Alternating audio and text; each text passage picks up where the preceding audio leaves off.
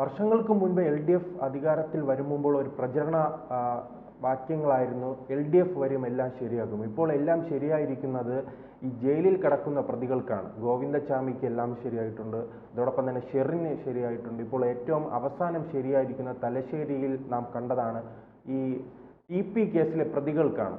അവർക്ക് ഇപ്പോൾ പോലീസ് കാവൽ നിൽക്കുകയാണ് ഈ മദ്യപിക്കാൻ. അങ്ങനെ അവർക്കും ഇപ്പോൾ എല്ലാം ശരിയായില്ലേ? LDF വന്ന് അവർക്കെങ്കിലും ശരിയായല്ലോ കാര്യങ്ങളൊക്കെ. ഈ കേരളത്തിൽ നിയമലംഘനം ഏറ്റവും കൂടുതൽ നടക്കുന്നത് എവിടെയാണെന്നറിയാം. എവിടെയാണോ നിയമലംഘനം നടക്കാൻ പാടില്ലാത്തത് അവിടെയാണ് ഏറ്റവും കൂടുതൽ നിയമലംഘനം നടക്കുന്നത്. അതായത് അതീവ സുരക്ഷയാണ് ഈ ജയിലുകളിലും ജയിൽ പുള്ളികൾക്കും നൽകുന്നത്.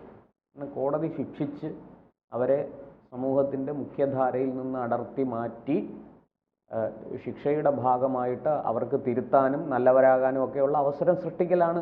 അതിനു വേണ്ടിയിട്ടാണ് ജയിൽ ശിക്ഷ നൽകുന്നത്. ഇവിടെ ഇപ്പോൾ പറഞ്ഞതുപോലെ ഗോവിന്ദചാമി ജയിലിൽ ചാടി. ഒറ്റക്കയ്യൻ ഗോവിന്ദചാമി. അയാൾ ഗോവിന്ദചാമി അല്ല, ചാർലി തോമസ് ആണ് എന്നുള്ള വാദം വളരെ ശക്തമാണ്. പക്ഷെ മാധ്യമങ്ങളടക്കം അയാളുടെ പേര് ഇപ്പോഴും പറയുന്നത് ഗോവിന്ദചാമി എന്നാണ്. അയാൾ ഒരു ക്രിമിനലാണ്, മതം മാറി ചാർലി തോമസ് ആയ ആളാണ് തുടങ്ങിയ വിവരങ്ങളൊക്കെ തമിഴ്നാട്ടിലെ മാധ്യമങ്ങൾ ഇപ്പോൾ അതിനെ പിന്തുണയ്ക്കുന്നില്ല. ഈ ലിസ്റ്റ് ആനുകൂല്യം വാങ്ങാൻ ഹിന്ദു പേരും, അതെ അതെ അതെ, പിന്നീട് വിശ്വാസത്തിൽ ക്രൈസ്തവർ, പക്ഷെ അതിപ്പോൾ പിന്തുണയ്ക്കുകയാണ്. അത് ശക്തമായ ആണുങ്ങളുടെ നിലപാടെന്നാണ് പറയുന്നത്. അതെ അതെ അതെ അതെ, വലിയ ആണത്തമാണ്. നമ്മുടെ മാധ്യമങ്ങളുടെ ആണത്തം നമുക്ക് മനസ്സിലായല്ലോ. ഇവിടെ ഇപ്പോൾ ഈ ചാർലി തോമസ് എന്നുള്ള പേരിൽ തന്നെ അയാൾക്കെതിരെ തമിഴ്നാട്ടിൽ വിവിധ സ്റ്റേഷനുകളിൽ കേസുണ്ട്. അത് വേറൊരു കാര്യം. അതൊന്നും കേരളത്തിലെ മാധ്യമങ്ങൾക്ക് പ്രശ്നമല്ല. ഇവിടെ അതുപോലെ തന്നെയാണ്. ഈ TP ചന്ദ്രശേഖരൻ കൊലക്കേസിലെ പ്രതികൾക്ക് തുടക്കം തൊട്ട് അവരെ രക്ഷിക്കാനും അവരെ കേസിൽ നിന്ന് ഊരാനും ഒക്കെ വേണ്ടിയിട്ട് നമ്മൾ കണ്ടതാണ് എന്തൊക്കെയാണ് നടന്നത്. എത്ര കോടി രൂപയാണ് അതിന് ചിലവാക്കിയതെന്ന് നമുക്ക് അറിയാം. അന്ന് അന്ന് ഇൻ്റലിജൻസ് DGP ആയിരുന്ന സെൻകുമാർ IPSൻ്റെ ഒറ്റ നിർബന്ധത്താലാണ്, അദ്ദേഹത്തിൻ്റെ ആ പിടിച്ച പിടി അദ്ദേഹം വിടാതെ പിടിച്ചതുകൊണ്ടാണ്, ആ നിലപാടിൽ ഉറച്ചു നിന്നതുകൊണ്ടാണ് അന്ന് ഈ TP ചന്ദ്രശേഖരൻ കൊലക്കേസിലെ പ്രതികൾ ഇത്രയും പേരെങ്കിലും അകത്തായത്. അതിൻ്റെ ഗൂഢാലോചന കേസിൽ കൂടുതൽ മുന്നോട്ട് പോകാൻ പറ്റിയില്ല. സംസ്ഥാന തലത്തിലെ ഒരു നേതാവ് അതിൽ പ്രതിയാകും എന്ന ഘട്ടം വന്നപ്പോഴാണ് ഭരണപക്ഷവും പ്രതിപക്ഷവും കൂടെ ഒരുമിച്ച് ആ കേസ് അട്ടിമറിച്ചത് എന്ന് പൊതുവെ പറയപ്പെടുന്നു. എന്തായാലും അന്ന് തൊട്ട് ഇവർ ജയിലിലാണ്.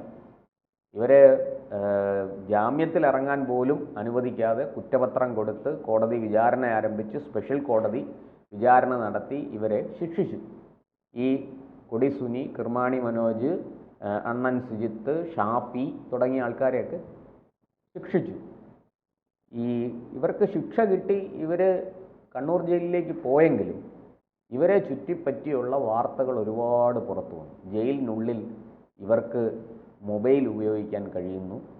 ജയിലിലേക്ക് ഇവരുടെ മൊബൈലിൽ വിളിച്ച്, അതായത് ജയിലിൽ കിടക്കുന്ന ഒരാളിനോട് ഒരു മാധ്യമപ്രവർത്തകൻ അങ്ങോട്ട് മൊബൈലിൽ വിളിച്ച് സംസാരിക്കുകയാണ്. അതിൻ്റെ ദൃശ്യങ്ങളും ആ ശബ്ദരേഖയും അടക്കമുള്ള കാര്യങ്ങൾ പുറത്തു വന്നു. ഇവരെ ജയിലിൽ നിന്ന് മറ്റു പല കേസുകളിലുമൊക്കെ ഇവർ പ്രതിയാണ്. അതിൻ്റെ വിചാരണയ്ക്ക് കൊണ്ടുപോകുമ്പോൾ ഇവർക്ക് സൗകര്യങ്ങൾ, അതായത് നിയമം ലംഘിച്ച് ഇവർക്ക് സൗകര്യങ്ങൾ ചെയ്തു കൊടുക്കുന്നതിൻ്റെ നിരവധി വാർത്തകൾ പുറത്തു വന്നു.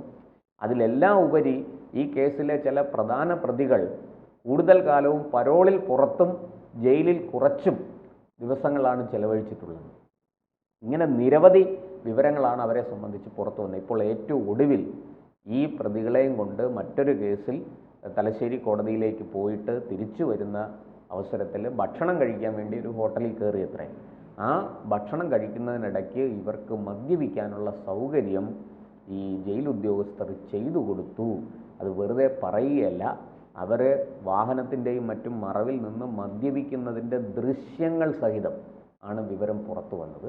3 ജീവനക്കാർക്ക് സസ്പെൻഷൻ കിട്ടിയിട്ടുണ്ട്. അതിൽ വലിയ കാര്യമൊന്നുമില്ല. 6 മാസം കഴിയുമ്പോൾ അവർ തിരിച്ച് ജോലിയിൽ കയറും.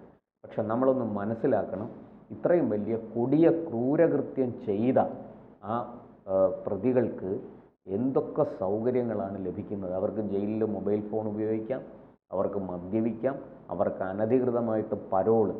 ഒരു തടവുകാരന് ഇത്ര വർഷം കൂടുമ്പോഴാണ് പരോൾ കൊടുക്കേണ്ടത്.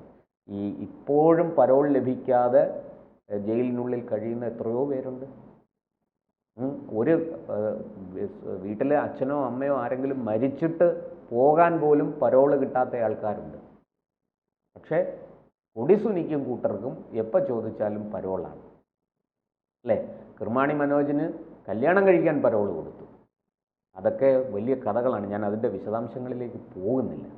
ഈ നാട്ടിൽ നിയമവ്യവസ്ഥ ഉണ്ടോ? ഇവിടെ വലിയ ഇരട്ടച്ചങ്കനാണ് ഭരിക്കുന്നത്. അദ്ദേഹത്തിൻ്റെ റൈറ്റ് ഹാൻഡായിട്ട് എന്താ പറയണ്ടേ, ക്യാപ്റ്റൻ്റെ വലങ്കൈയായിട്ട് പി ശശി എന്ന അതികായൻ, ആഭ്യന്തര വകുപ്പിനെ കൈവെള്ളയിലിട്ട് അമ്മാനമാടുന്ന അതികായനാണ് ആഭ്യന്തര വകുപ്പ് ഭരിക്കുന്നത്. ജയിലിലാണെങ്കിൽ സകല സ്ഥലത്തും CCTV അടക്കമുള്ള സംവിധാനങ്ങളുണ്ട്. അതുപോലെ ജയിലിൽ നിന്ന് പ്രതികളെ വിചാരണയ്ക്കും മറ്റും കൊണ്ടുപോകുന്നതിനും കൊണ്ടുവരുന്നതിനും വലിയ സുരക്ഷ ഏർപ്പെടുത്തിയിട്ടുണ്ട്. ഇതൊക്കെയുള്ള നാട്ടിലാണ് ഈ പ്രതികൾ, പ്രത്യേകിച്ചും ഈ TP ചന്ദ്രശേഖരൻ കൊലക്കേസിലെ പ്രതികൾ, അവർക്കാണ് ഈ ആനുകൂല്യം കിട്ടുന്നത്. എന്തുകൊണ്ട്? ഈ ചോദ്യമാണ് ഉയരുന്നത്. നമുക്കറിയാം CPMൻ്റെ കൊട്ടേഷൻ ടീം, ഒന്നാം കൊട്ടേഷൻ ടീമാണ് ഈ കൊടിസുനിയുടെ നേതൃത്വത്തിൽ പ്രവർത്തിച്ചിരുന്നത്. ഞാൻ പലപ്പോഴും മുമ്പൊക്കെ പറഞ്ഞു കേട്ടിട്ടുണ്ട്, അവിടെ 2007 മറ്റും നിരവധി RSS പ്രവർത്തകർ കൊല്ലപ്പെട്ടു. വലിയ സംഘർഷമുണ്ടായി അവിടെ. അന്ന് എൻ്റെ ഓർമ്മ ശരിയാണെങ്കിൽ CPMൻ്റെ ഭാഗത്തുനിന്ന് 4 പേരും RSSൻ്റെ ഭാഗത്തുനിന്ന് 7 പേരും കൊല്ലപ്പെട്ടു. ചില RSS പ്രവർത്തകരുടെ, ഞാൻ ആൾക്കാരുടെ പേരൊന്നും പറയുന്നില്ല, അവരുടെ തല വെട്ടി വെച്ചിരിക്കുന്ന ചിത്രങ്ങൾ പുറത്തു വന്നിട്ടുണ്ടായിരുന്നു. അന്ന് നാടിനെ നടുക്കിയ, നമ്മളെ വലിയ രീതിയിൽ ഭയപ്പെടുത്തിയ ഒരു കാലമാണത്. CPM അധികാരത്തിൽ വന്ന് VS അച്യുതാനന്ദൻ മന്ത്രിസഭ അധികാരത്തിൽ കയറി 1 വർഷം കഴിഞ്ഞപ്പോൾ കണ്ണൂർ നടന്ന സംഭവങ്ങളാണിതൊക്കെ. അന്ന് ഒരു നീല വണ്ടി, ഒരു പോലീസ് വണ്ടി എന്ന് തന്നെ പറയാം, ആ നീല വണ്ടി കണ്ണൂർ ജില്ലയിലൂടെ ഇങ്ങനെ തലങ്ങും വിലങ്ങും പായുകയായിരുന്നു. ആ നീല വണ്ടി ചെന്ന സ്ഥലത്തെല്ലാം കൊലപാതകങ്ങൾ നടന്നു. ആ നീല വണ്ടിയിൽ പോലീസ് എന്ന സ്റ്റിക്കർ ഒട്ടിച്ചിരുന്നു. അപ്പോൾ അന്ന് അതിൽ പല കേസുകളിലും ഇവർ പ്രതിയാണ്. ഈ കൊടിസുനിയും ഷാഫിയും കിർമാണി മനോജും ഒക്കെ പല കേസുകളിൽ പ്രതിയാണ്. അപ്പോൾ അന്ന് ഇവർക്കപ്പോൾ എല്ലാ ഒത്താശയും ചെയ്തു കൊടുത്തത് ആരാണ്? ഇവരെ ഇങ്ങനെ പോറ്റി വളർത്തുന്നത് ആരാണ്? ഇവരുടെ ഈ കൊട്ടേഷൻ സംഘത്തിൻ്റെ തലവനെ നമുക്കറിയാം, TK രജീഷ്. ഈ TK രജീഷ് ഇവിടെ കൊലപാതകം നടത്തും, പിന്നീട് മുങ്ങും. പൊങ്ങുന്നത് പനവേലിലാണ്. ഈ TP ചന്ദ്രശേഖരൻ കൊലക്കേസ് അന്വേഷിച്ച ഷറഫലി, DYSP ഷറഫലിയും സംഘവും ഈ TK രജീഷിനെ അറസ്റ്റ് ചെയ്യുന്നത് മഹാരാഷ്ട്രയിൽ നിന്നാണ്, പനവേലിൽ നിന്നാണ്. അപ്പോൾ ഇവർക്ക് സംസ്ഥാനാന്തര ബന്ധമുണ്ട്, ഇവർക്ക് ഒളിക്കാൻ പല സ്ഥലങ്ങളുണ്ട്. അങ്ങനെയൊക്കെ സൗകര്യങ്ങളുള്ളൊരു കൂട്ടർ ജയിലിലും അവർക്ക് ആ സൗകര്യങ്ങൾ ലഭിക്കുന്നു എന്നാണ് നമ്മൾ മനസ്സിലാക്കേണ്ടത്. ഈ കേരളത്തിൽ ഒരു ഭരണമില്ല, ഇവിടെ ആഭ്യന്തര വകുപ്പ് നിർജീവമാണ്. ഇപ്പോൾ ട്രംപ് പറഞ്ഞല്ലോ ഇന്ത്യയുടേത് ഡെഡ് എക്കോണമിയാണെന്ന്.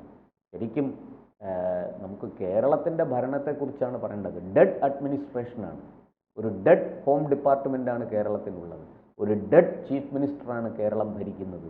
ഭരണത്തിൽ അവിടെ ഇരിക്കുന്നു, ആ കസേരയിൽ അങ്ങനെ ഇരിക്കുന്നു എന്നേ ഉള്ളൂ. എല്ലാം നിർജീവമാണ്. ഇവിടെ എന്ത് തോന്നിയവാസവും നടക്കും.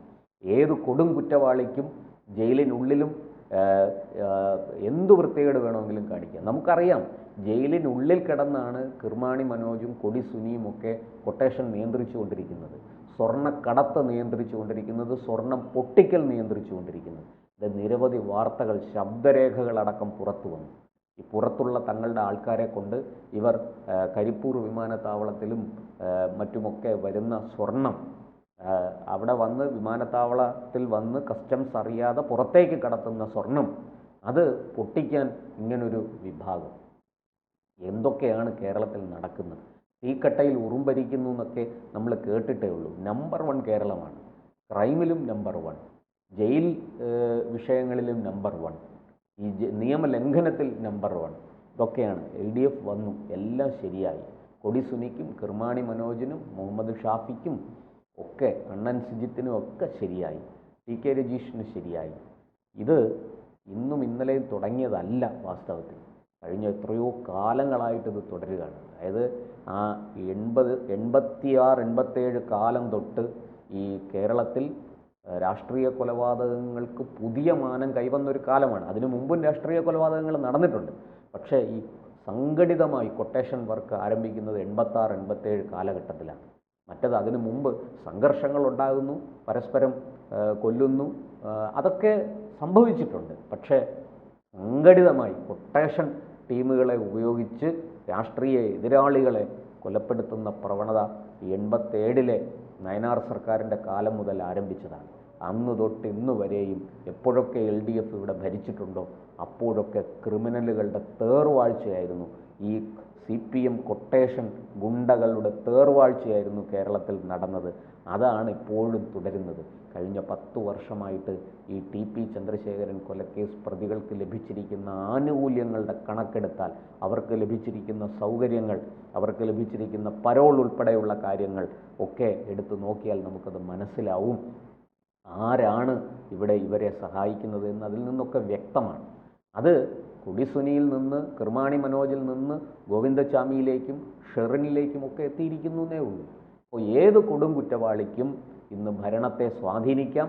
അങ്ങനെ സ്വാധീനിച്ച് തങ്ങളുടെ സൗകര്യാർത്ഥം കാര്യങ്ങൾ ചെയ്യാം. എപ്പോൾ വേണമെങ്കിലും ജയിലിന് പുറത്തേക്ക് വരാം.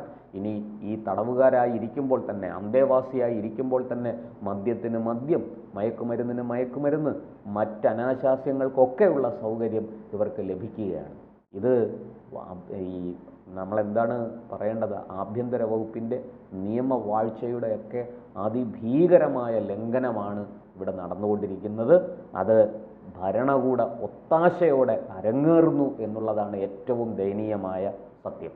കൂടുതൽ വാർത്തകളും വിശേഷങ്ങളും നിങ്ങളിലേക്ക് എത്താൻ ABC മലയാളം സബ്സ്ക്രൈബ് ചെയ്യുക, ബെൽ ബട്ടണും അമർത്തുക.